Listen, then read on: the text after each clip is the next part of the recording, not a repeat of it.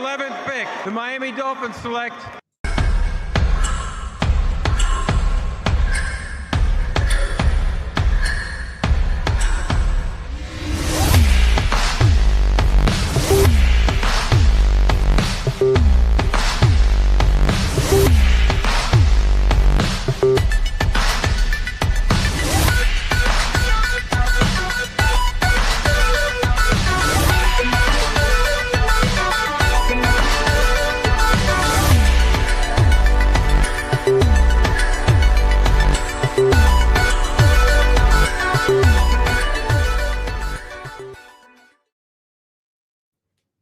Hey, what's up? Miami Dolphins at pick 30.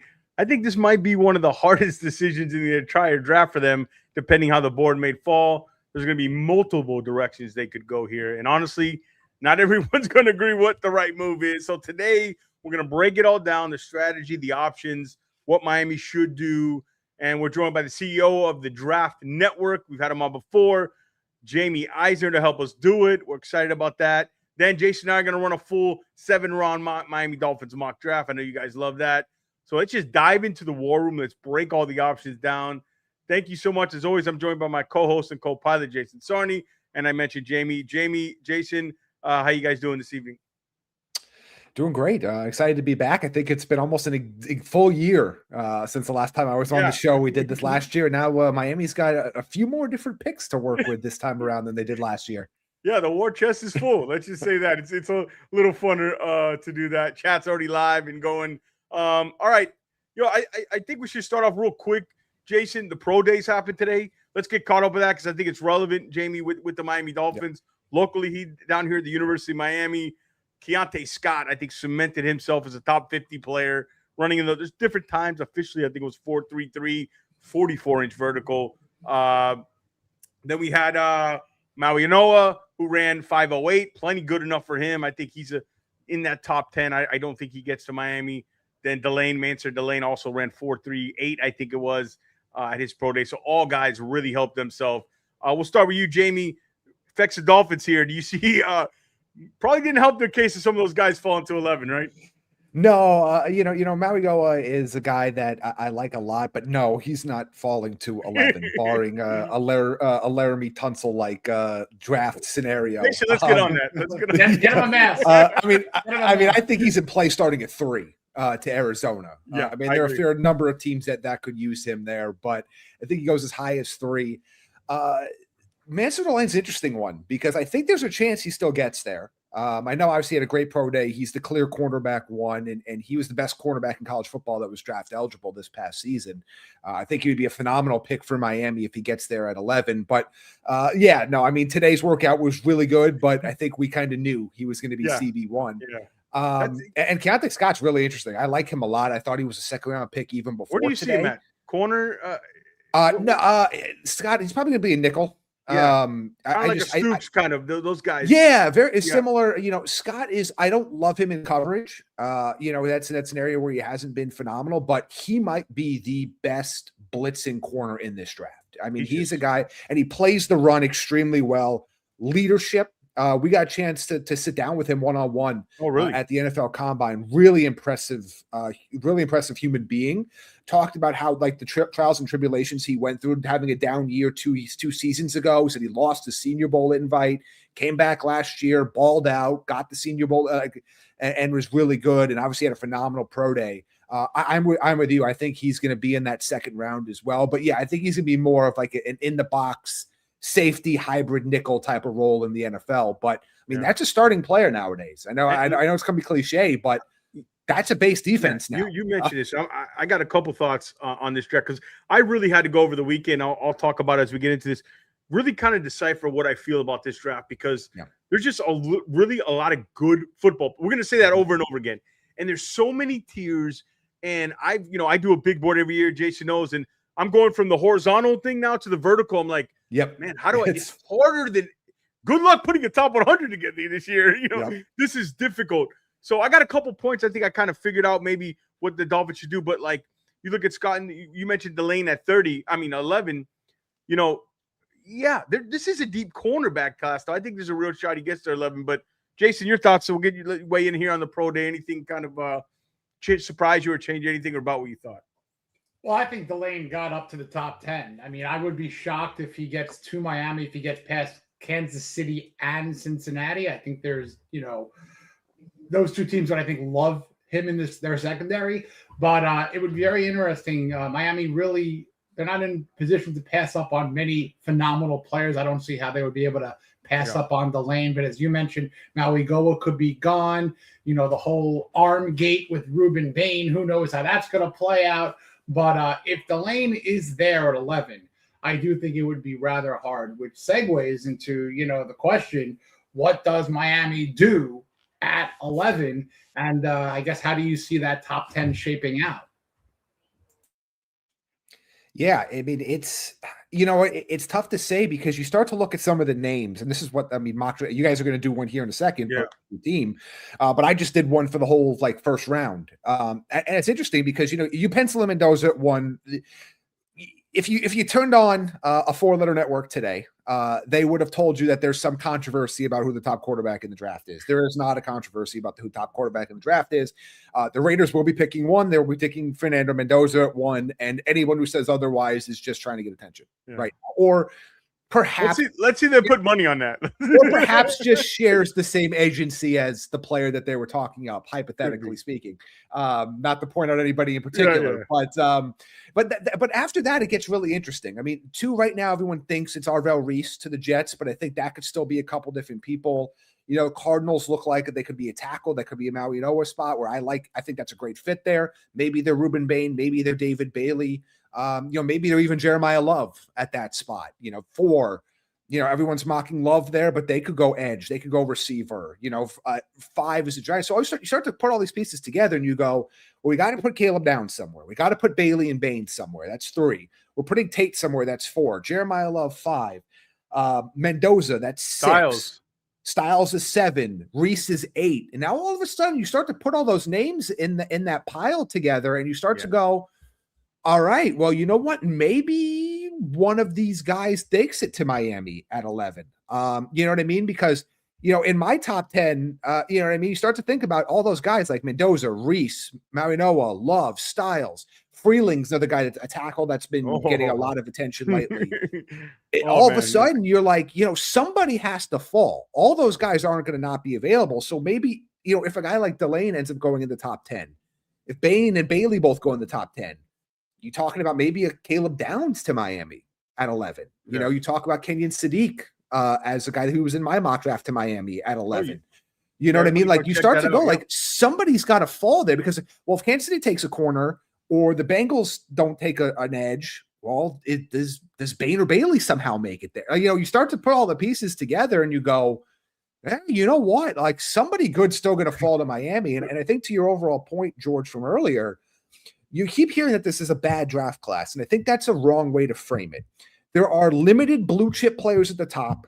There are very limited quarterback options, but it is not a bad draft class overall. It is very deep. There are certain positions that are deeper than others, but you're going to find really good players on day 2, early on day 3 as well. We just don't have the elite of the elite blue chip guys going in the top 3 or 4 like you've normally seen. But it doesn't mean the rest of this class is not good, and you're not going to find starters all over the place. Yeah, I said take out quarterback, take out probably running back, take out offensive tackle for me. I love the depth everywhere else. I think you have to be, again, part of my kind of going over to this weekend, I think you have to be okay hitting doubles in this draft. I think you have to come out of here and say, there's just not a lot of home runs. Like, hit some doubles. There's some really good football players. Get as many as you can. If you hit right, maybe 1 or 2 of those guys end up being better. Like, we didn't know JSN was going to be JSN. Really good football player. They thought they hit a double there, right? Yeah. And he ended up being better. So hit a bunch of doubles. And I'm usually like, let's get the home run. But this draft, to me, Jason, I don't know if you agree, but like, this is hit doubles, get it right. There's good football players all over the place. Well, with 5 picks in between 43 to 94, if they hit 5 doubles, they're going to get some runs in by my math going into the baseball. There'll be a home run in analogy. there. 100%. But you love, and I want to hear Jamie's assessment on what the general manager, John Eric Sullivan's doing with accumulating these picks, especially with the Waddle trade and moving up to get, another top 94 pick. it's almost like they're aiming for that meat of the draft that's going to have very good starters. Maybe one or two of them become elite, as you say. But I love how they have that pick that really to own day 2. It's their day. Yeah, and to me, I think that's the sweet spot in this draft. I think you're going to start to see the first round is actually probably the toughest round to kind of find the best values, for lack of a better phrase. I think there's a lot of guys that are in that depth range on that day 2 spot. And I say even early on day 3, talking about round 4, there's some really good players in that spot. And, for Miami, they're stripping this down to the studs. I mean, that's what they're doing here. I know the Malik Willis signing kind of feels like it's off in its own little bucket compared to everything else that's kind of happening right now. But this is a team that's doing a complete and full rebuild. They've got a new regime in charge. They're giving themselves as many lottery tickets as they can possibly have in the middle part of the draft, and they're giving themselves fairly inexpensive lottery tickets as well, especially given those picks. So to me, I'm really excited to see what they can build here, and they can start to address multiple needs. This is not a team that I think is looking to turn it around all in 2026. This is a steady process, and you just kind of give yourself the volume because they need it right now. Yeah. This roster, they've traded away some volume and they've released some volume. Now they got to kind of, okay, we're going to start to build this around. And I know it's an easy comparison because of what they did with the Russell Wilson contract versus what Miami's doing with the Tua contract, but it's kind of what Denver did. They said, we're going to have a lot of short-term pain, and we're going to start turning this roster around. And if you look at what Denver's done, it's a roster with very few holes. Maybe they don't have 3 or 4 of the most elite talents in the league, but go look at that roster and try to find a lot of holes. And I think that's the vision that John Eric Sullivan is trying to build in Miami over the next, few years. Again, this is a new GM. He's going to have a long leash. He's going to have years, plural, to put together his vision.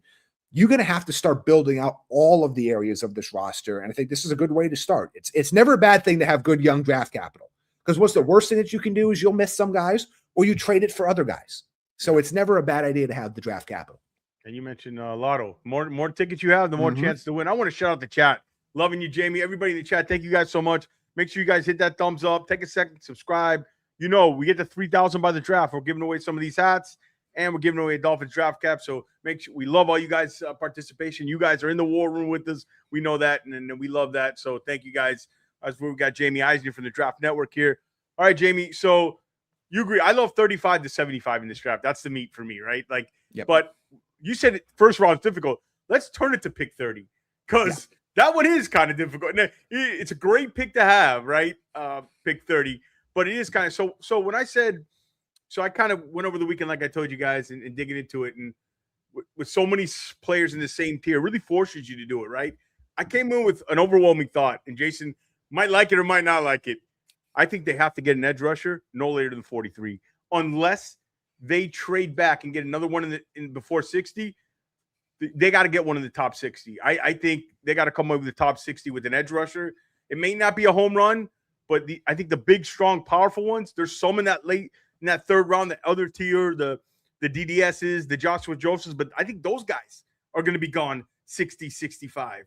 I think edge rusher is such a premium. Look what the last 2 Super Bowl winners, the Seahawks, the Eagles, they just came waves at you with depth of edge rushers. So that's the one thought I came doing it. And at like 75 to 94, I know, Jason, we do this. There's corners there with length and upside. You can wait for that.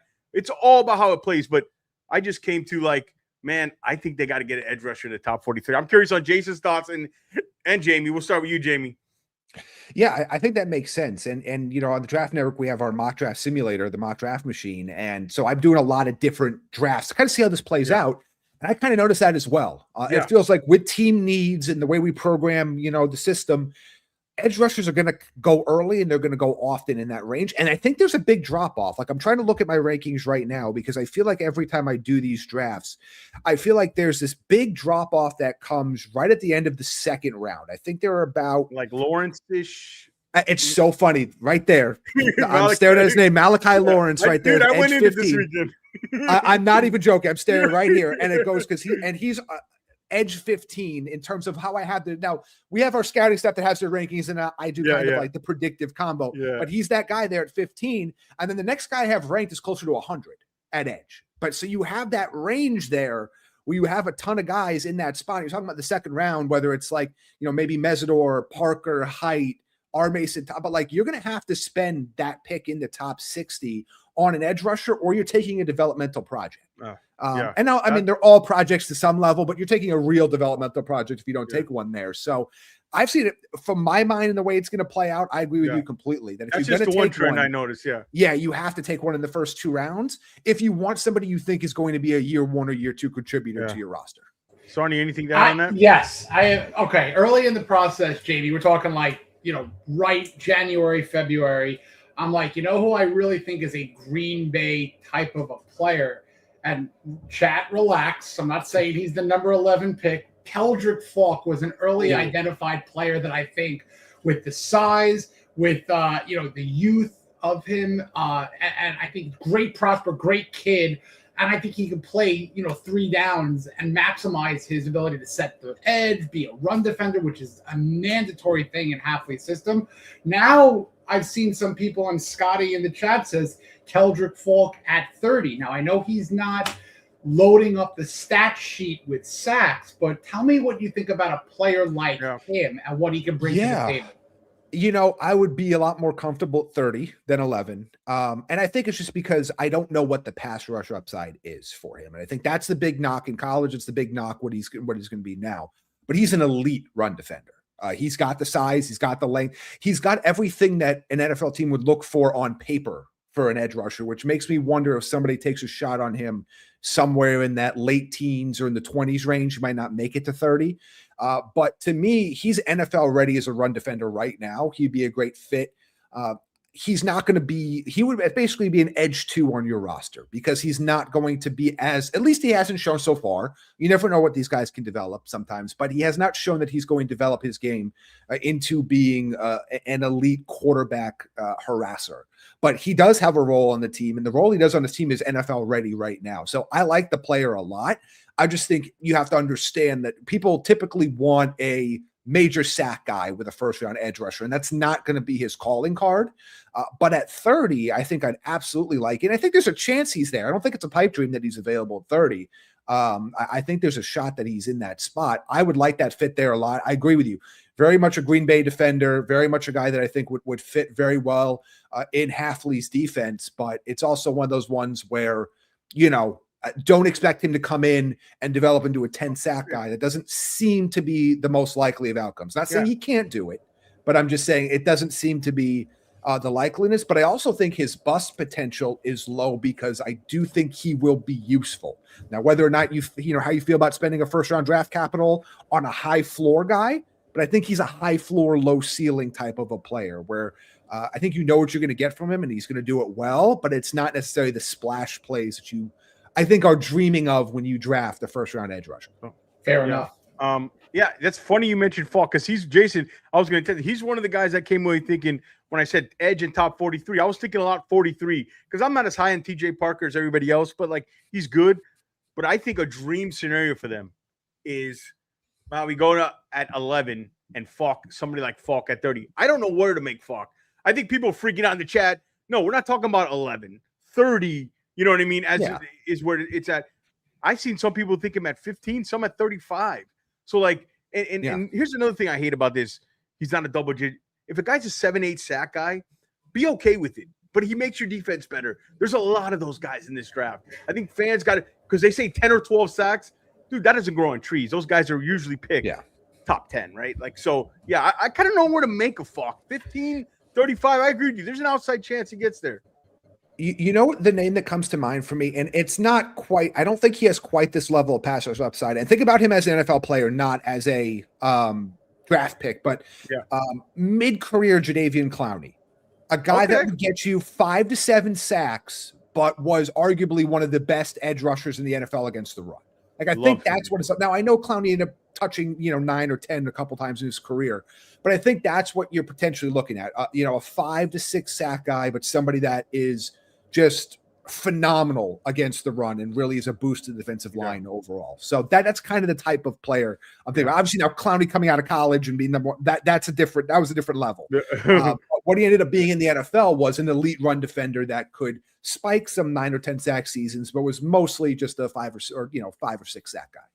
Yeah. Funny thing is, Right. real quick, I just want to mention, you Go got ahead. a guy like Chop Robinson last year who started off slow, that started getting sacks, but Miami Dolphin fan today, he can't set the edge. So it's like, pick your poison. What do you want? Yeah.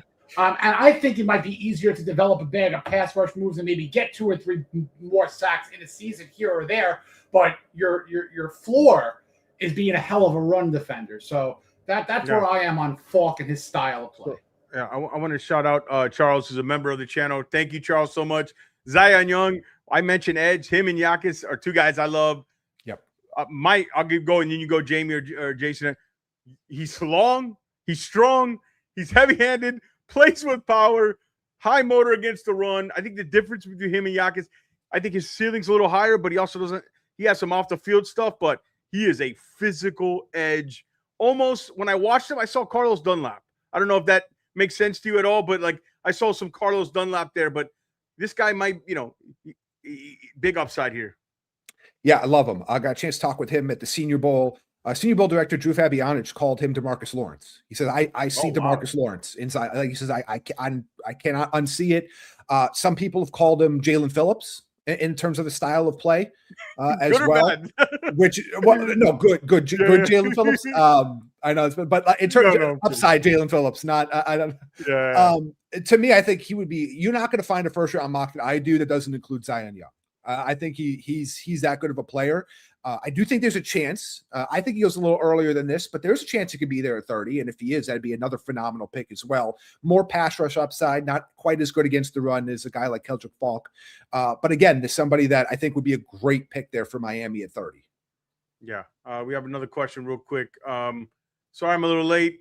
Bain stock today at the pro day. Did it change his form? He looked like in great shape. Looks like he slimmed down, Bain. Yeah. I know he didn't actually, I don't think he officially measured in or weighed in today, but here's the thing with Bain's draft stock. I don't think it's changed as much as it's changed in the media.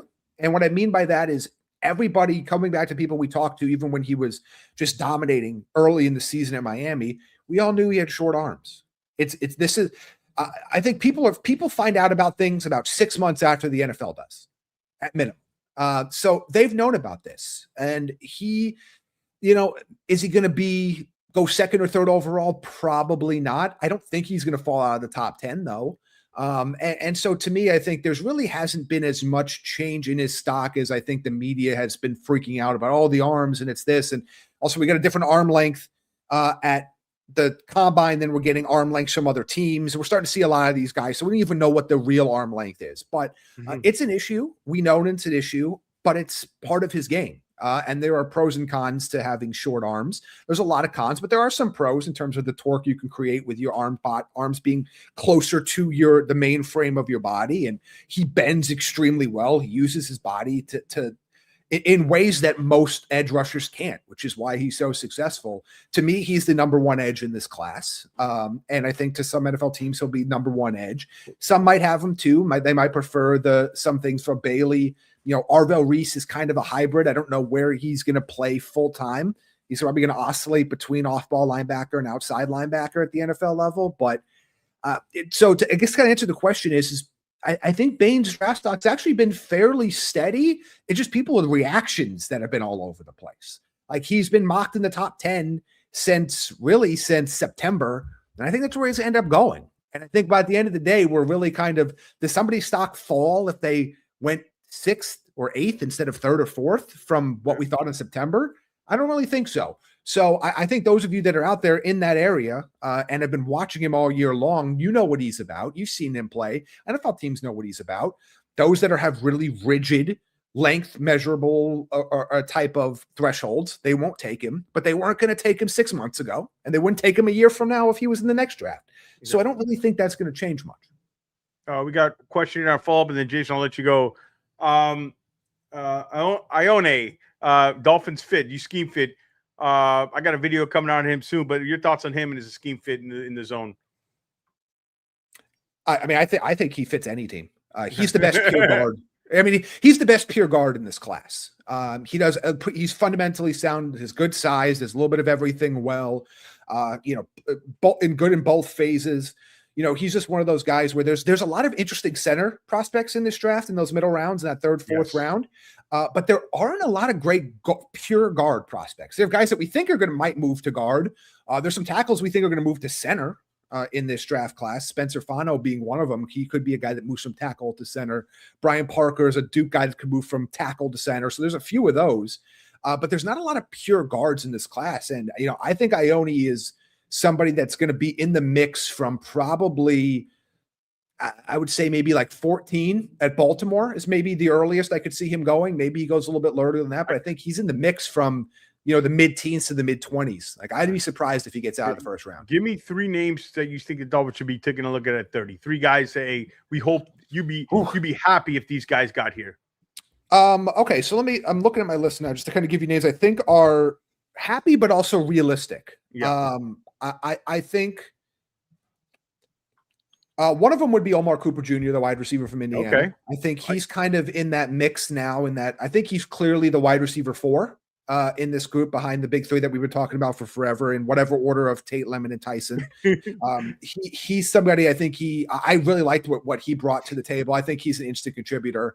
I would also love to see if they get lucky and a guy, falls to them. I think I would like to see somebody like, I had him going at 11, but Kenyon Sadiq, you don't really know that's an interesting guy of extremely talented, plays both phases really well, strong against the run, elite pass catcher, but you never know with tight ends.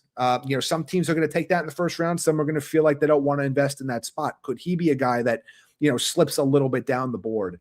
And then the other one would be, I think, a guy we already talked about, but Zion Young. I really think, I know, like, you see him kind of coming off the board in late first round, early second. I mean, I think he could go in the 20s. I really do. And I think he'd be an excellent pick if he were to make it to 30 to Miami. Yeah. So Sullivan referenced this in one of his earlier press conferences, maybe even the first one, but he would consider trading back. Obviously it would be tough to pass on one of those players who might fall and be available at 11, but is there a world where you see the Dolphins potentially moving back if the board falls a certain way? Yes, it's going to be, it's always, everybody wants to move back. Simpson team.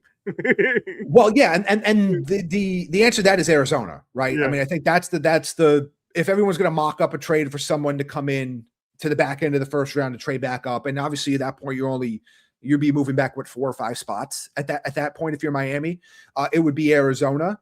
But a lot of teams are going to want to trade back because a lot of teams are going to want capital for next year. And a lot of teams are going to want capital for the middle of the rounds. So it's always easier to have the idea of, hey, yeah, I want to trade back, but I could see them doing it. It's just, you have to have a dance partner. And again, to me, if you're able to get more capital, I'm all for it. Because honestly, the guy you get at 30 is probably not going to be that different than the guy you get at 45. Like, for example, I think there's a lot of good players in that range. It's kind of just like a pick your group. Yeah, I agree. And we had a couple questions in the chat I wanted to get to, shout them out. Jamie, Caden Proctor, am I crazy to say he might have the most upside of any lineman in this draft? I like that if you put it at guard. He's somebody, he played tackle at Alabama, but he looks like he's going to be a 10-year starter at guard. Just the question's going to be probably where he ends up getting drafted. Maybe he's a late first rounder. Definitely will be in the second round at the latest. I think he's probably going to try to tackle first and be let to fail there if he does before being moved to guard. But yeah, just a massive human being. I think if you don't have to make him work in space, you basically take all of the positive elements of his game and make him greater. And you eliminate a lot of his weaknesses. So he's somebody as well that I think could be a long-term guard starter in the NFL who could play tackle in a pinch. But I think if he was a pure guard this whole time and we thought about him that way, he would be closer to how people talk about Ione than where he is now, where he's being talked about mostly as an upper second rounder, just because I think people are like, I'm not sure if I love him at tackle. Yeah. But yeah, I mean, I think he can make that transition inside and be really, really strong. So I like that shout out. D's question. I want to get D because he always comes in here. Honor, the safety Warren and Blake Miller. We have the Honor Miller argument all the time here. What do you think of these 3 guys? Yeah, 3 very obviously 3 very different players, but 2 different types of tackles. McNeil Warren, A little bit different, but very similar to how I talked about Keontae Scott earlier a little bit. Not somebody I love in deep coverage. I don't think he's going to play free safety. I think he's going to be an in-the-box type of safety. Big thumper. Isn't super fast, but plays really smart, does a lot of things well. I think he's a guy that I guess could be in play at 30. I think he's going to be, I think his stock's cooled a little bit. I think there was a period of time we started seeing him in the top 15 of mocks. I thought that was really aggressive. I think he's a late first rounder, early second rounder. Miller and Hanachor. Obviously, Miller's the left tackle from Clemson. Hanachor is the right tackle from Arizona State, my alma mater, actually. I'm an Arizona State grad. Miller, I like a lot. That's a guy that's probably being slept on in this class. He is a pure left tackle, can play and stay at left tackle, 4-year starter at Clemson, great in pass protection, solid against the run, does a little bit of everything well. I would not be shocked if he goes top 20. I think he could be the surprise top 20 pick. I think I had him going to Detroit in my latest mock draft. That could be a guy that's just not getting a lot of love because there's a lot of solid right tackles and a lot of hybrid tackles in this class. He's a pure left tackle. Hanachor really raised his draft stock at the Senior Bowl. Hasn't been playing football very long. I mean, he's a damn good football player for somebody that has not played football for very long. I don't even think he played at the high school level. Right tackle for Arizona State. His pro day is coming up, I believe, on Friday out in Tempe. And he's somebody I like as well as kind of that early second round pick. Again, a guy I think can stick a tackle. And somebody that's still growing as a player that has a chance to actually have, you always look at some of these drafts. You talk about, like, does a player have some upside to tap into? And completely change the topic for a half second, but I think it fits with the show. The other Miami edge rusher, Akeem Mesidor. I think if you're going to knock on him is that this is what he's going to be, given his age, given his production profile.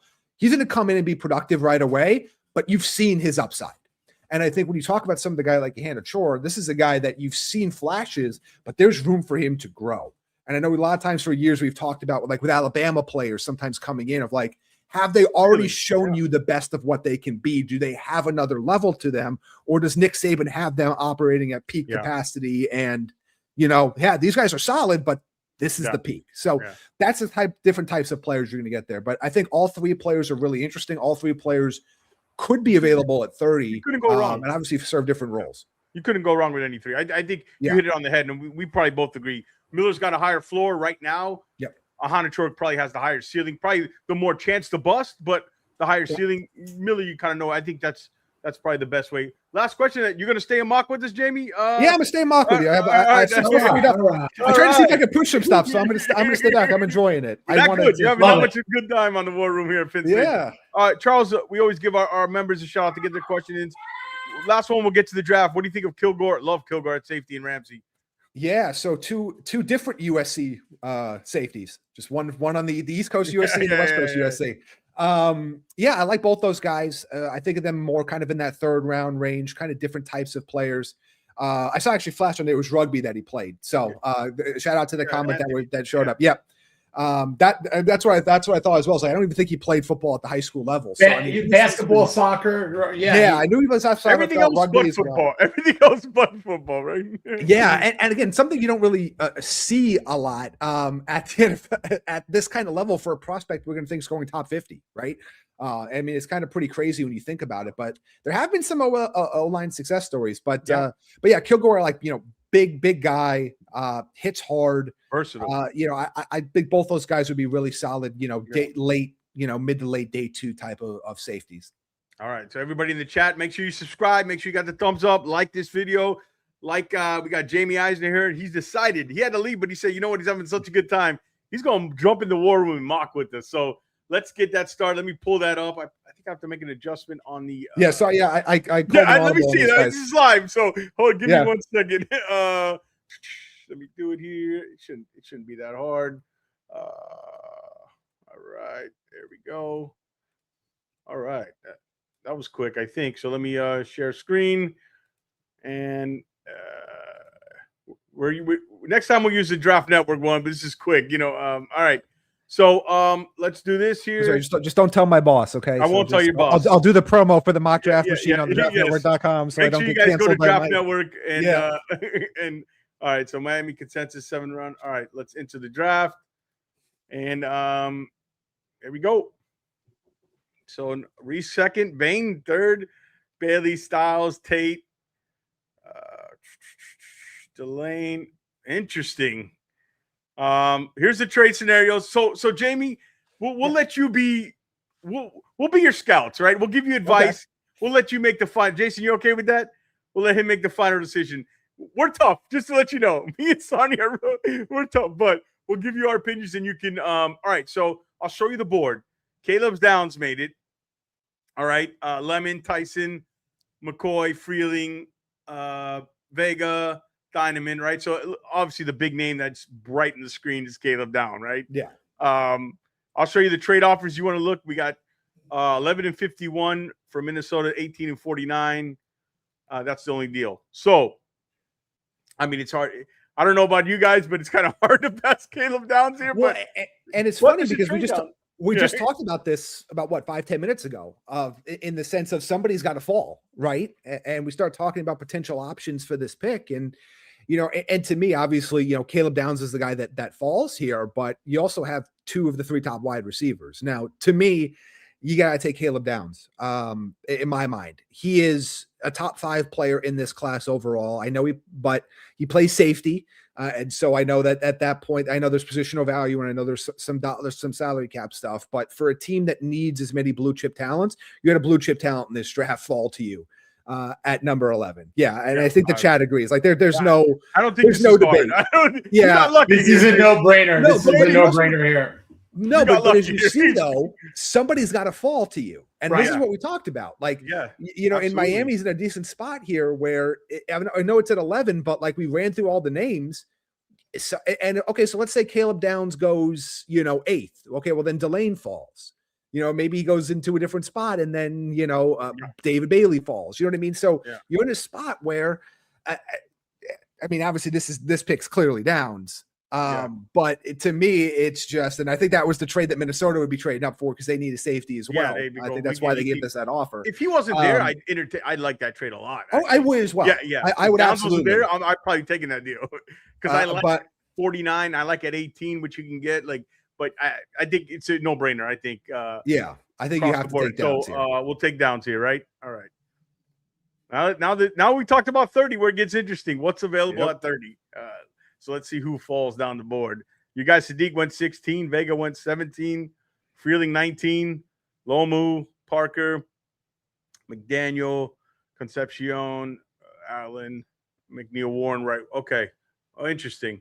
So 2 trades. These are for futures. 57 and 60 for 39. Let's look at the board. So interesting. Our pick, we took Caleb Downs. Yep. So we have Terrell on the board, the corner. We talked about Proctor. We think he's moving inside. Then you have Blake Miller, who I think is a right tackle day 1 for the Dolphins. And then we have the edges, Zion Young. We'll let you, Jason, kind of give your opinion first, and I'll go and then we'll hand it to Jamie. Dexter Law, I'm really intrigued by Zion Young here. Now, if we're talking about the tackle, to me, and I really want Jamie's opinion on this, Blake Miller is a left tackle and Patrick Paul is on the left side for Miami. So you'd have to convert him. Say what you want about that. He's a right tackle. 52 games at right tackle, I believe, if I'm not mistaken. Blake's played both, but I think he's played both. I think he played left tackle mostly, but he's played both. If he gets drafted by a team that does not have a left tackle, he's a left tackle. Yeah. It's fair. So to me, Hanachor is a guy that I think, again, has higher upside, but do you go with a tackle versus an edge? I think you may. I don't necessarily think you go outside of the trench area here with the second pick, whether it be on the offensive or defensive side. So that's where I'm leaning, and that's my 2 cents. Is I'd like to address trenches within the first top 2 picks. So my opinion here is I think edge. I'd be fine with Young. I told you, I came away saying you have to have an edge in the top 43 in this draft. So it's either here or the next one. Offensive line, Blake Miller, I think it's a right tackle. You put him at right tackle day 1. Proctor, to me, you could put at right guard or right tackle. He's not going to play left tackle in the NFL. I just think he's too big, too powerful, and too much talent. I wouldn't mind going Proctor here or Miller or Young. Those are the three guys I would take. Yeah, I would, in the next one, but I just think I want to get guys impact. I'm pretty sure. I love Hanachor, but I just think you got guys who can come in right away a little more ready. Yeah, I was leaning Young here as well. Okay. I do like the edge. I think they got some decent, like that Bears offer looked a little interesting to me. Let me look at it. I think if that popped back up, if I remember it correctly, Bears 57 and 60. Yeah, I mean, we got to give up 94 and 30. Yeah, and I know obviously we're doing this. We also get a second next year, type of a thing. I know obviously, but I know it doesn't really help this mock. But if we do without, I think Zion makes a lot of sense to me. Again, I know they have him ranked a little bit lower on their chart than I have him on mine. I think he's a top 25 overall player. But yeah, I think you could build out the trenches here and wait and see. There are some other interesting options at offensive tackle. We could get a Hanachor at 43, or we can get the inside guy Basantis. At 40, you know what I mean? Like, there's some good options there, and obviously, ideally, you'd want the tackle, but I think there's some really, really good interior options that'll be available if the tackle's gone. I'd go edge or offensive line here. That's where my head would be. You got final call. Jason said he'd go. You said a Hanachor or then Young. As long as we're dealing with the trenches, whether it's Zion or whether it's a tackle or even a guard, I think the trenches are the way to go. Overwhelming. I've been so much edge lately after this weekend. I agree with you. You make the final call. Let's go Zion. Let's go Zion. Young. I like this. Jason, I like this fit. Jason, let me know what the chat's saying too. All right, because I'm looking at the other screen. A lot of people are saying Zion. A lot of people are liking the 5th-year option on that. All right, we'll go Zion. Is a fine pick. And while we're waiting to see the next pick, I do want to say something about waiting on the receivers, because I know a lot of people are assuming, all right, they traded Waddle, they're going to go with a receiver at 11 or 30. Not necessarily. John Eric Sullivan, his dad was a wide receivers coach, even for the Miami Dolphins. And in going back to his time in Green Bay, I think that they can identify day 2 or even later wide receiver talent. So I'm not hell-bent on a wide receiver in those top 2 picks. I think we're doing it the right way so far. Oh, okay. So offensive line, who went? We lost right before. Yeah, we had just a brutal run there. Blake Miller, all the guys went. All 3 of them. All right, so we got a rebound here. We're on the clock. Here's the best players available: Cassius Howe, Cease. What are your? Here's Craig. This might be a little high for him, right? But Jason, let me know what you think. Chad, let me know what you think. I got a guy in my head right now. All right, I'm going to tell you. The more I've been watching Jennings Dunker, he fits a lot with a double. It might be a little high. Pregnon is another guy. Pregnon's the other guy. You know what he is to me? Rob Hunt. Pregnon is Robert Hunt. So maybe this regime will be smart enough to keep him. I think Dunker is like the Green Bay guy look, and is actually a little tiny bit better scheme fit. But man, I love Pregnon too. Pregnon is he's a man. He's an older guy, high floor. You know what you're getting. He's Rob Hunt. If we're gonna go offensive line, it's either those two. Pregnon or Dunker for me on those 2. I know some people are saying Rutledge a little high, but let's look at the board. What do you want to look at? The total board here. We got the quarterback. We got Chris Bell, Pregnon, Price, the running back, Williams, Branch, Dunker. Do you want me to go through some positions here you want to look at? I mean, I'm with you guys. I like Pregnon a lot. I think he's I like Dunker too. I just think you're asking more of Dunker you're going to have to see what he does as he moves inside. And I think he's even taken some reps at center in this pre-draft process as well. So kind of trying to figure out where he's going to be. But Pregnon to me is again one of those guys that is just the right after Ione. He's the second best pure guard, does everything well, plug and play guy right away. I know guards are not the most sexy picks, but that guy's going to play for you. He's going to play for you day 1. He'll play for you in 10 years if you let him. I love him. He's older, right? He's older. You know what you're getting. I mentioned Dunker because I think Dunker fans are thinking 3rd round. I think he's going to go higher than that. I've been watching him more and more, and I see him actually fitting. Like, remember, we're watching him at right tackle. Put him at right guard. He just I think he's guys. If we pick like 50 or 60, I think you can knock in Dunker as a Miami Dolphin. But 43 might be a little rich, but I'm just saying he might go closer to that than we think. And I just think he's a good fit. But Pregnon probably the higher floor right now. That'd be my pick. But I wanted to mention Dunker. Jason, what are you saying? Pregnon, right? I'm shocked he's actually still there. Yeah. So I think Pregnon will be great, and I think this the draft sets up nicely for what this regime wants to do. In the top 3 picks, you got a great safety for Hafley to work. Loves his safeties, and you got a defensive edge rusher, and you got an offensive guard. So I think it's great. And look, we can get wide receiver. That's 75 to corner wide receiver. That's open there, right? Like I like that group. All right, so we haven't even got to my sleeper receivers yet. That I think now you're talking. Now you're talking. Handful of guys in this round 3, round 4 range, I think can be major contributors by year 2 at the latest. That are still. That's great to hear. And I've been working on a couple of sleeper cornerbacks that are going to be at our disposal for round 3. Pregnon, Dunker, wide zone fits nice. Pregnon the pick. All right, we're going Pregnon.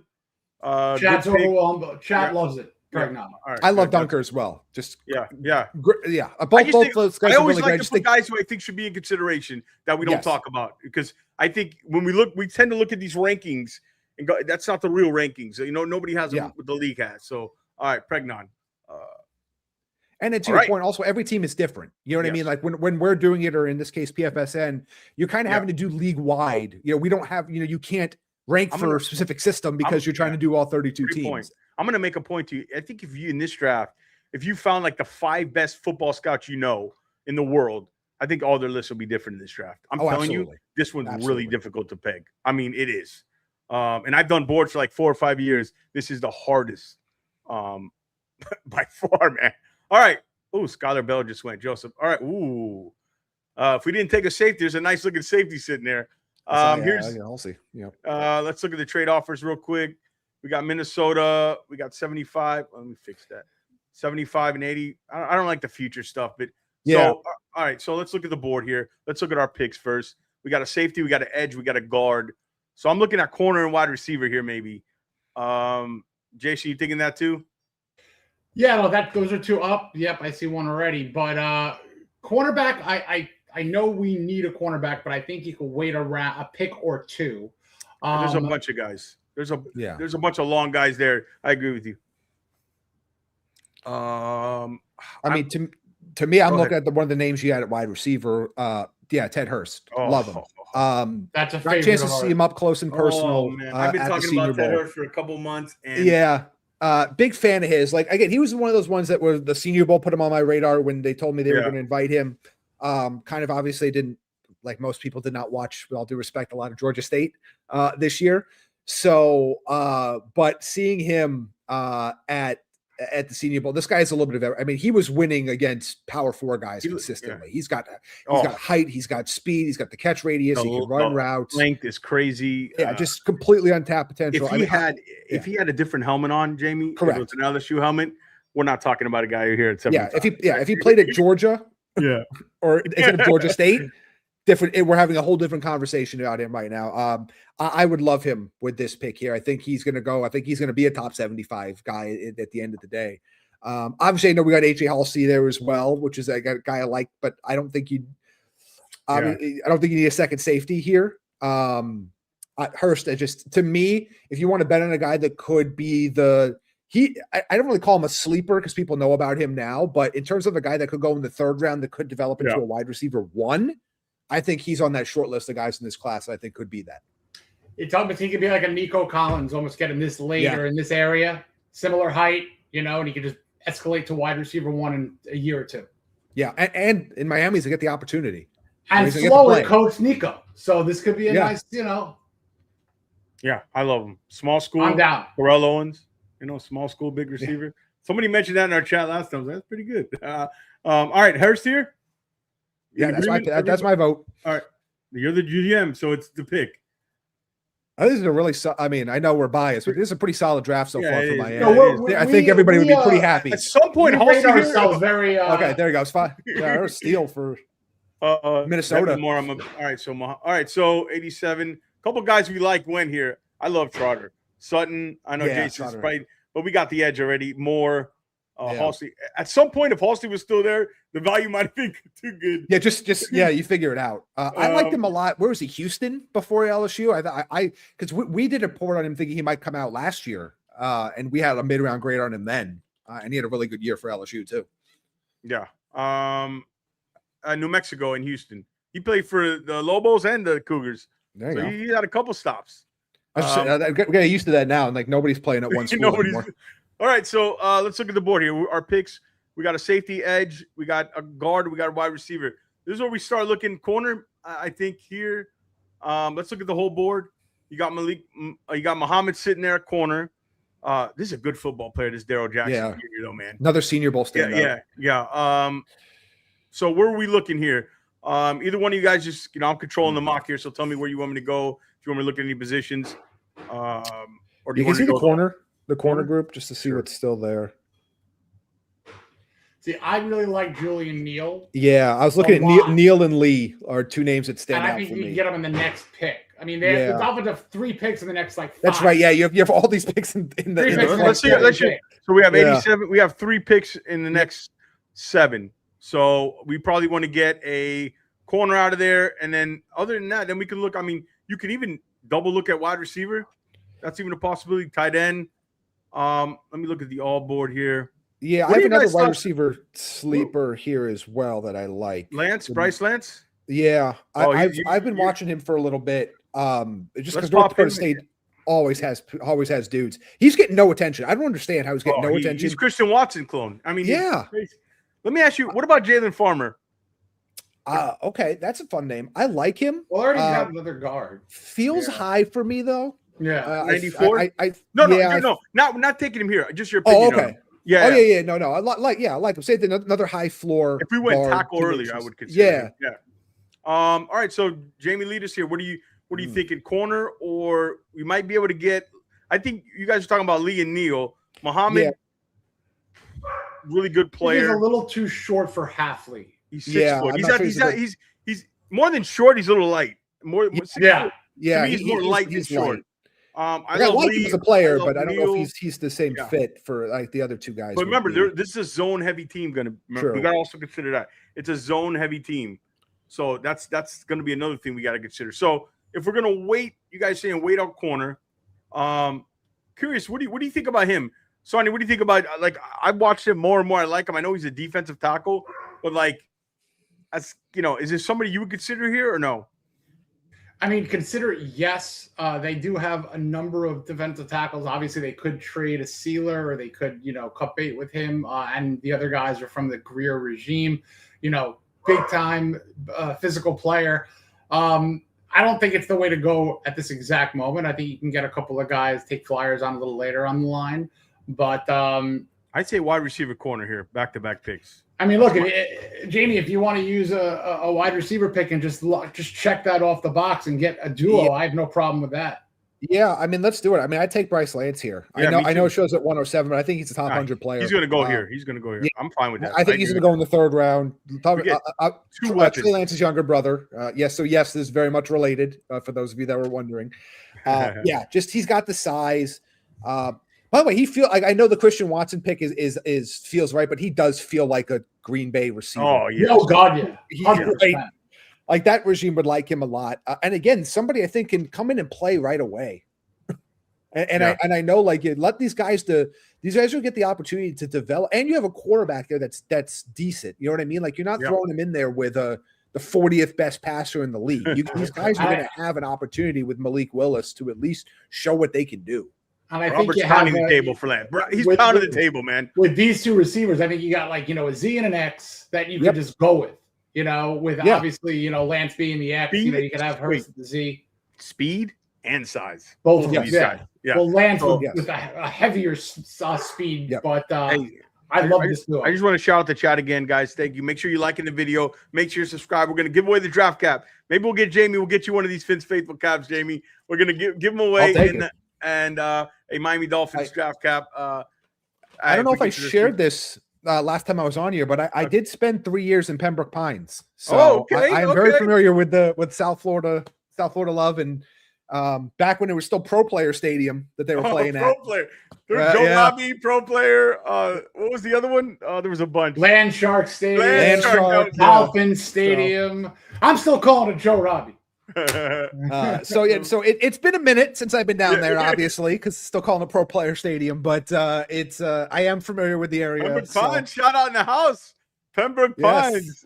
I live literally just off of Flamingo and Pine. I know which at the time was considered the most dangerous intersection in America. I wonder if it's probably not much better now. Probably not much changed. But yeah, that was shout out to Pembroke Pines. Yeah. All right, so we're going Lance here. Yeah. All right.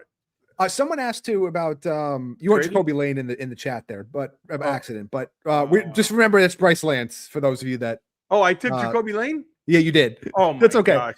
But meanwhile, I did see a Bryce chat Lance, that asked guys. It's Bryce Lance. It's Bryce Lance. But I did want to shout out somebody that I do like that got named in the chat there. Someone asked about Caleb Tiernan, the Northwestern left tackle.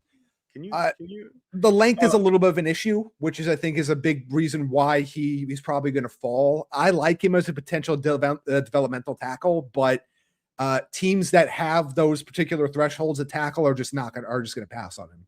He is short arms, and it's unfortunate. I think he had tape that was worthy of being in the second round, but I do think he's got some concerns at the NFL level of whether or not he can stick there, and doesn't quite have the easiest transition into guard that some of these other tackles like a Jennings Dunker or a Fano to a center or somebody like that has. Sure.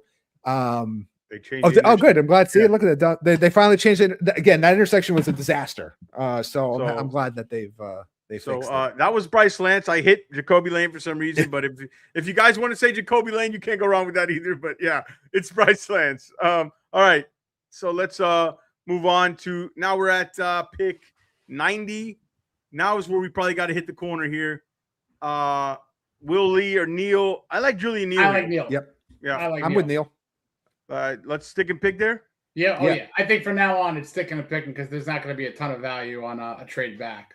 Well, somebody asked about a trade of 130 if we could trade up to 100, but 94 to 100.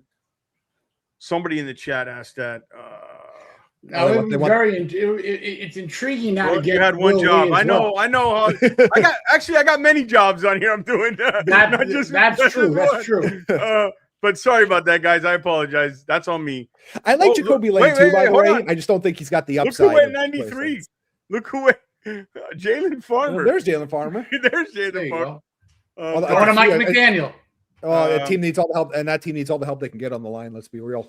Let's look here, and all right, we got Downs, Young, Pregnon, Hurst. Should have been Bryce Lance. I took Lane by accident. I'll hear it later. Julian Neal, and then we're at 94. So I mean, I know the Dolphins are in tough shape on the roster right now, but is that not? That's pretty good. 6 starters? Oh, 100%. Is that not 6 starters right now? Even if it's Lane instead of, you know what I mean? Like, yeah, but. It's wow. Right? I mean, like the first 3 guys, 4 guys at least I see out of there. And I'll say this to you guys into the chat. Do you feel like anybody we've picked at the spots right now is unrealistic? Is there anybody that we picked that you feel is like there's no chance that sure, maybe Downs doesn't fall there, maybe that's Delane, maybe that's somebody else, but is there anybody we picked here that seems ridiculous?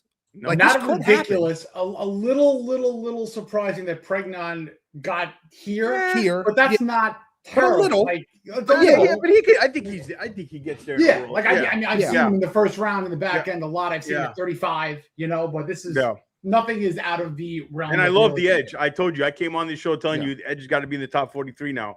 Like I'm pretty hard on that, and I'm glad we got Zion Young because you said he's going to move up. I like Aviakis as well. I mean, there's a bunch of guys. But, all right, let's focus on here. We're going let's look at the board here. We got our picks. Let's go. We got Muhammad still available, Darrell Jackson, Nussmeier, Mike Washington, Will Lee. Let's look here. Let's look. Defense. How many? We got 1, 2. Let me see something here. 1, 2, 3 defensive guys. I always like to look at that. 1, 2. 3 and 3. 3 and 3. So it's balanced right now. Hey, everybody's in play here. Everybody's in play. All right, so let's look offensively. Let's go quarterback now. Yeah, Mike, he's interesting. I mean, he's fun to play with, though. You know what I mean? He's fun. I almost want to attempt just to take him. So it's Just take Bryce. I think just yeah. Tackles. Barber is interesting. I've done Isaiah World is a world, man. Yeah, I'm I gonna like tell you, Isaiah World. I've been watching more Vega, right, for the video I'm doing. Yeah. His partner on the left side is really good, man. He's Yeah. a little bit of a developmental guy, but his mirror ability, his athleticism, like Drew Shelton, I wouldn't take him here, but like next round, he's a guy I like. Inside guard, center. Let's move over to defense. Muhammad, I mean, he's interesting to pair up. Two different type of corners. And you have Daryl Jackson Jr. there. Edge, Keon Crawford's there. Linebacker, Deontay Lawson. Side, he fits under the threshold, a little light for them. Light. I like Will Lee. I think Will Lee would. Yeah, I like Will Lee as well. I like this kid too, man. Kilgore. Oh, I'm a big fan. We have Downs. Kilgore can play everywhere, though. Kilgore can play. He can play nickel. He can play corner. He can play in the box. He's interesting. Again, this is one where you look at the rankings, but I might double up on corner here. I like Will Lee. Yeah, I like Will Will you got Lee two as well. 6'2" corners. Muhammad Everett. Here's the thing too is, and Lee, and I like the guys that we know can stay outside, because there's some really strong nickel players in both corner and safety in this class. There aren't as many guys who are like, this guy's staking outside, and I think that's and the length here too. Yeah, I just think that's still more valuable. Still harder to find those three guys. That you trust. Neil, Lee, Devin Moore. I've been on Devin Moore. Freeling and Moore, Jason can tell you, are two guys I watched in the beginning. I was like, why are they ranked so low? And all of a sudden they climbed up. So like, three of those guys, Our guy, our head of scouting, Keith Sanchez, he has a second round grade on Moore. He's a huge fan. He's like you, doesn't understand why there's no buzz. Yeah. I said that literally probably Jason, a month ago or 2 months. I didn't understand those two guys. When I watched them, like, what am I missing? And then Freeling starts going up, but more went already, right? Yeah. Yeah, more. I'm with Jason. I'm with Jason. He went up pretty early. Yeah, he went. I'm with Jason. Jason, you said Lee, right? I like Lee. Yeah. Yep. I'm with Jason and Jamie. Final call. Yep. Will Lee. Let's do it. Well, let me make sure I hit the right guy here. Will Lee. If I messed up again, I'm just going off stream. All right. We're on the clock here. Coming up, our next pick. Look at our picks. Our next pick is 130. 130. Yeah. 130. What are your thoughts on Emmett Johnson? Just while we're waiting. One of my favorite bad guys. He's a little bit mixed feelings. Obviously had a phenomenal season at Nebraska.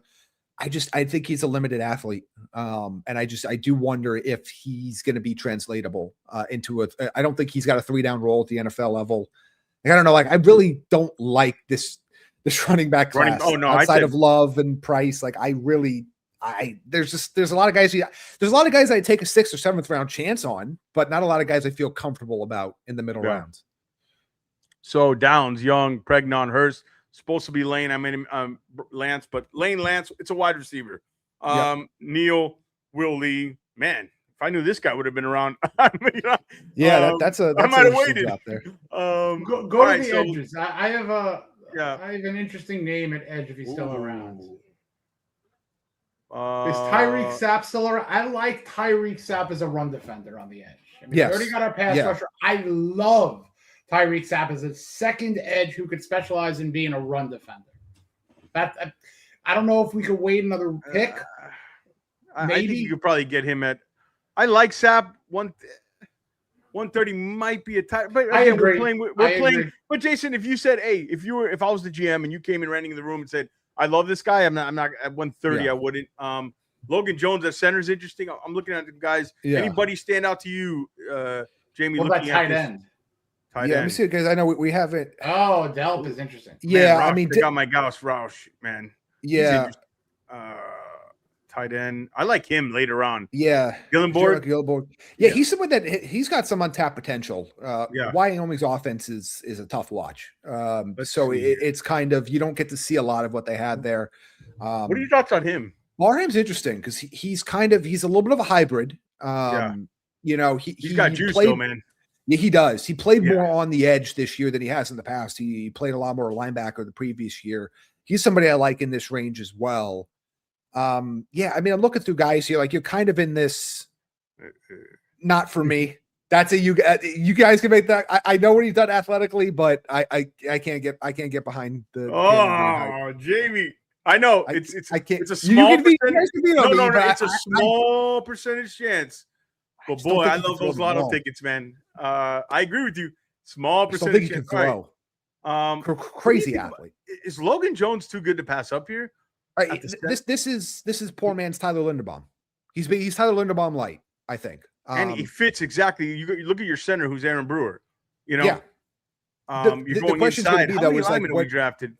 Yeah, guard. The question is, if you're going to pay Brewer, like, what do you do with? Like, I don't think he can't play. Yeah. I don't think you can move Jones to guard. That's the problem. But I love this center class, by the way. Yeah, yeah. That's the problem. And I think they're gonna. Jason, you think they're gonna pay Brewer, right? Maybe. I don't know. Remember, this is a complete and utter teardown. Sure. So I would not be surprised if guys like Brooks or Brewer are not in a 2-year plan. All right, I got a guy here. So I know they have defensive tackles. I just want to, but this is a one gap shoot system. How about Zane Durant here? Oh, it's another Penn State freaky athlete, right? I mean, him and Dennis Sutton both just absolute freak athletes. This is about the rate. I didn't see where they had him. Where they have him at 150. Okay, it's about fair. I mean, I think this is right. I just think like he's a guy who. Remember, it's a different system. It's a shoot. They want guys upfield in Green Bay. What is his height and weight? 6'1", 290.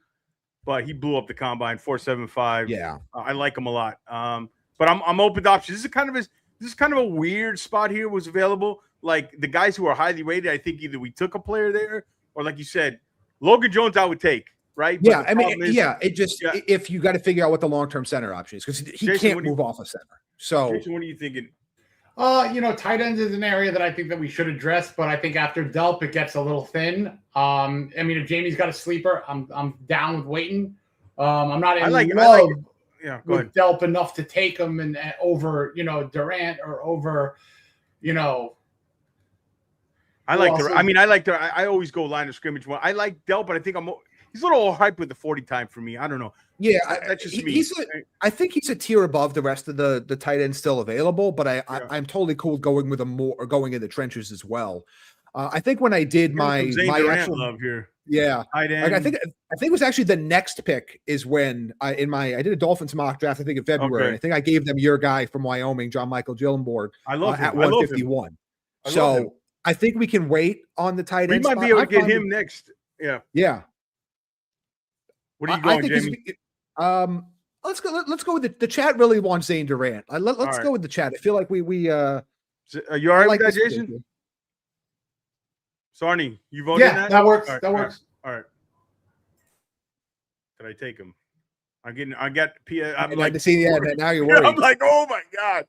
All right. So what's our next one? 151. 150. Then we have that big drop. Yeah. Then you have a big gap. So. This is the last. We got to get the guy. If anybody's standing on the table for a guy, it's now. Now you know what I mean? Now's the time. Delp's still there. Delp fell to us. I think. Sap went 150. Oh, they didn't want you to get him, Sonny. They knew. They heard. They heard. They were phone tapping the war room, man. They heard you speaking. Cool, New Orleans. Not cool. Right before. It's almost weird how that happens. Every time we do something, we mention a guy. It's almost. I just pulled a Ken Dorsey in the war room and I just threw all my binders down. I just went nuts. Yeah, I mean, I think Delp's the clear answer here if he falls to 151. I still think he's got some untapped potential. This is major value with Delp because if you're talking about a guy 20 picks before, and I think we can go off the quarterback and we can kind of. Is Cole Payton there in round 7? We might. Yeah, I'm gonna tell you a guy. Can I get once? Right is this guy? I think this guy's a Green Bay running back. And by the way, your new starting kick returner. Yeah, dude, the guy was a wide receiver, 6'3". This guy looks like Green Bay would draft him. I'd never get him in 227. Here's the proposal right here for George to make him happy. Let's take Delp now and then trade a 2027 sixth, and it's one of those sevenths to move up and get Randall. That's why I love Jason Sonny. So you can't take Randall right now. No. But I'm just saying I never get him. Because the 151, 227. You make a deal. You make a deal. Yeah, you make a deal. All right, so we're taking Delp here. This is the one thing. If you do love a guy, teams are going to make trades for you for 2027 capital. Yeah. They will do it. So if you're willing to move off of some late capital there, you can make moves in this draft. At this point in the draft, to move off of a late day 3, No, I think you take Delp here. No, take Delp and then move up the board once you get to like 180. When he's the last running back on the board, I'm going to pause the draft. Well, once Hemby gets taken, you don't want to risk it. I mean, if we don't get him, we don't get him. He's not, I'm not going to lose sleep. I mean, yeah. We take a Lar if he's there. What do you like, Randall? Jamie? Yeah, I got a chance to see him again. Another guy I got a chance to see at the Senior Bowl, but I work closely with the player that used to play at Clemson. So he kind of gave me the 411 on him, and he likes him. Yeah, likes him a lot. Obviously, he looks every bit. He's built. He's got a really good side. Yeah, I did. All right, we're on the phone with the New York Giants. We're gonna call up Harbaugh because I know their GM doesn't really make the calls there. So we're gonna call up Harbaugh. We'll give you 227 and 238, and you give us 186. No, we have to give you. Nah, you're not giving. I mean, let me see if I can keep that. No, keep that and give him a 6 from next year. Keep 1 and give him a 6 from next year. All right, we can do that. All right, let's do that. All right, here we go. Yeah, I mean, somebody that's growing into the position is having to kind of learn the nuances of playing running back, but he's big, he's physical. I think he's going to play on. I think he could be a pretty darn good kick returner right away. Yeah. He got a little chance to work with the new NFL rules in Mobile because obviously college still uses the old kickoff formula. Just again, guy I like a lot, especially in that 6th, 7th round. Like in a lot of my team mocks, I kind of have to stop myself from just mocking him to like everybody in that spot. I just like him a lot. I think he fits. We have a Lar here, but we'll go running back, Jason. No, I'm fine with the running back. We can move off a Lar for now. All right. Finally, we got Adam Randall. Finally, there you go. You can thank Harbaugh for it. Yeah, we thank Jim. Thanks for not coming. Thanks for not coming to the Dolphins. All right, so we look at our picks here, man. Sorry about the Lance mistake, guys. Sorry about that. You're totally fine. Yeah. And I think we grab a quarterback, one of the best quarterback on the board with the last pick. Yeah, I will promise you this: Cole Payton will not be available here. You guys want to he go won't up be and available get at 195 either. You want to go up and get No. I think Cole Payton's got a legitimate shot to be the 3rd quarterback off the board. Yeah, he's got a legitimate his chance. His profile is so interesting. We might get to us. Come on. Are we gonna bang the table here in the war room? Oh no, we don't have. We have. He's gone. Yeah, there he goes. We would have got to us anyways. See what quarterbacks are available, George? Quarterbacks. Nothing. Jalen Daniels, if anybody. Or Luke Altmaier is interesting as a 3rd stringer. Because I think all these guys are going to the practice squad to start. Right. So, he's like a film guy. He could be a smart guy just to know that this is what he's coming into the NFL for. Just. What about Malik Willis' buddy? CJ Daniels, yeah. Well, that's Malik Willis' buddy. I know we got 2 receivers, but that's not Caleb. bad. Look at Caleb Douglas. Caleb Douglas is another guy. This guy's a good player. Mason Raker's got some juice. There's a lot of like. You know who I like who fits the protocol of the. He should be here. Jack Kelly. Yeah, I'm going to tell you, Jack Kelly fit every threshold. When I did I put together some analytics and thresholds of Green Bay. Jack Kelly was the match at linebacker. Yeah, I think Jack Kelly's a top 150 player. That's not a bad flyer to take on the position. Get a linebacker, pull it out. Let's go, Jack Kelly. Yeah, that guy's a fun player. Yeah. Great athlete too. Great athlete. He killed the combine. All right, so when it's done, we can review our picks. This was fun, man. This is a good draft. I saw there's someone in the chat. They said they had 2 questions for me. If we could circle back at some point. Sure. No, whenever you feel. I just feel I'm having a good time, but I'd love to answer. Here we go. With all these drafts, there's going to be one position where we might have not neglected, but we could have gone heavier on. Maybe we could have gotten another tackle. Sure, but I really like this draft. No team is going to come with every need. Every team's going to have a hole when their opening day roster starts somewhere. You got to get that in your head. Like everybody think we want to fill up. And first of all, we're not a playoff contending team. That should be more that should be emphasized more for our organization than any we're not Baltimore. We're not, the Eagles. We're not the, these top teams, the Packers. We are a team rebuilding. So we're going to have some holes, but we try our best. And you don't want to get too far off BPA. I think, to me, you don't want to get too hours, especially at the top. But all right, so Jamie, here's the question. Lander Barton and Kendall Daniels. Yeah, Barton is interesting because I thought he had some really, really good 2024 tape and wasn't as good when he went back this year at Utah. I mean, I thought he could have been a day 2 pick last year if he came out.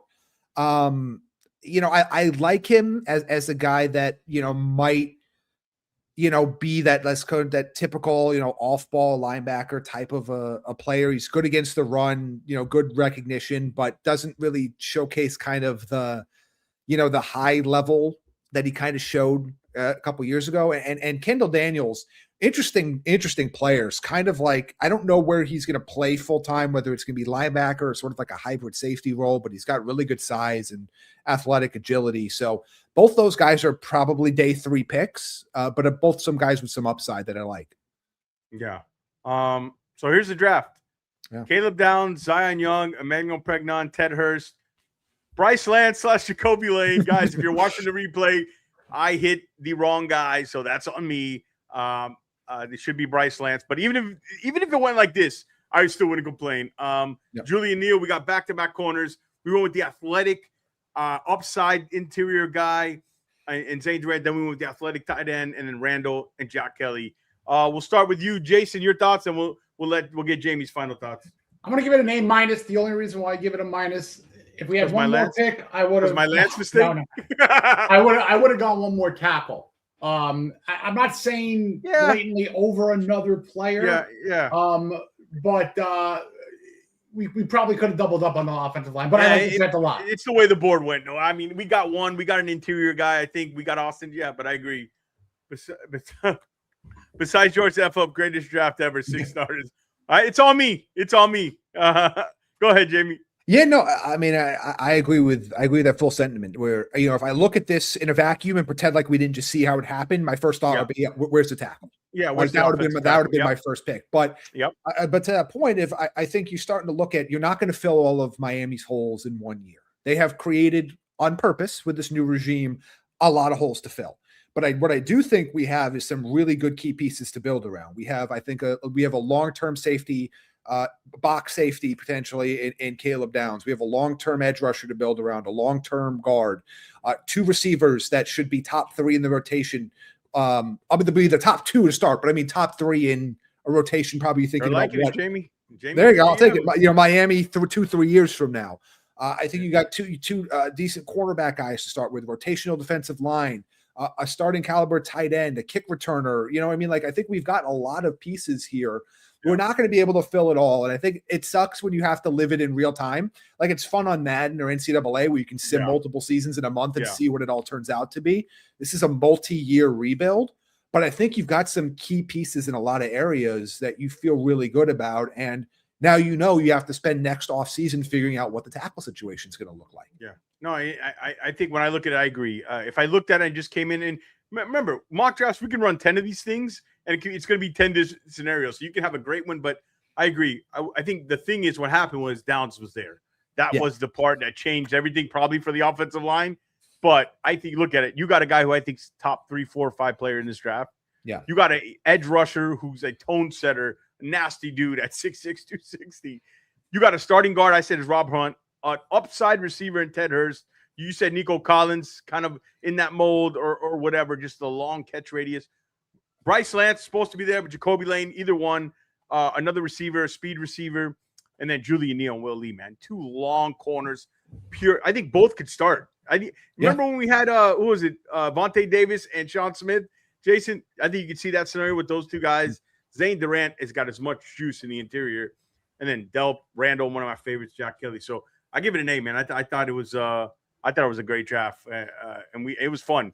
These are a lot of fun. One other thing, just to say, I like looking at, like, especially in this case, like what the stories can be with all these picks, and for Hafley, a defensive back mind, a defensive coach, to be able to add Downs, 2 cornerbacks, you might be able to convert one to safety. He plays with, can play with 5 defensive backs a hell of a lot. So I like that aspect probably the most.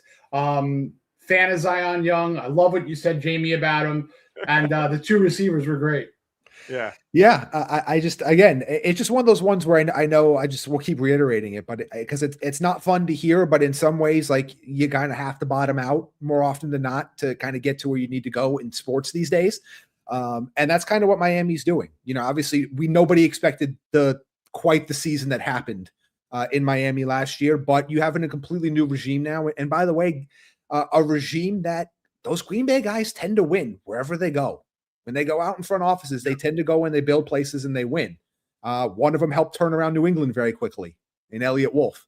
So, I mean, it's one of those things where I would feel pretty good about the state of where this team can be. And also, I feel really good about the fact that all these guys are going to get a real shot to play. You know, there's not a lot of old veterans that have friends with the coach type of thing where they're just going to have to pay their dues even when they don't need to. You're going to get a chance to see these guys grow on the fly in Miami this year and with the group that's going to be around them. This is way better than being worried if Mike McDaniel is going to have a lame duck year and if all the guys are going to draft again, and if it's going to be another year of, well, would this scheme and this system be around a year from now? These guys are going to be around and they're going to get a chance to play, and we'll know really quickly. And if there are busts, then you'll correct it next year. But you're not winning the Super Bowl this year. But this is a draft that can help you find the pieces that could win you a Super Bowl 3, 4, 5 years down the road. No, I agree. Quickly on your way out, the Malik Willis thing, what did you think of that signing? You like it? In a vacuum, yeah. I thought for the value, the chance, it is obviously I did not expect them to move on from Waddle right afterward. But it's one of those ones where I'm still kind of wait and see mode on him just because I think we've seen so few reps on the NFL level. But I don't think they paid a bad price.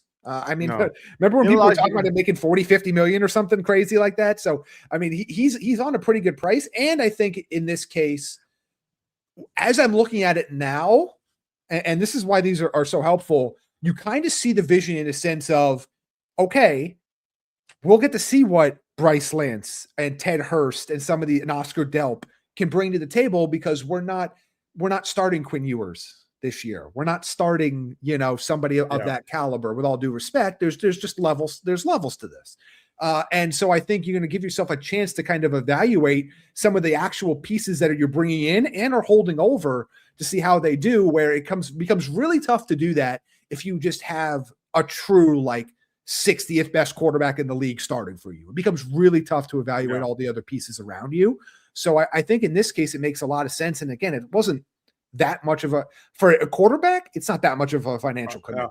Yeah, I think it's awesome. I call him my new thing, the franchise bridge quarterback with franchise upside. It's exactly what he is. Man, you were supposed to leave at 8:30. You had such a good time, man.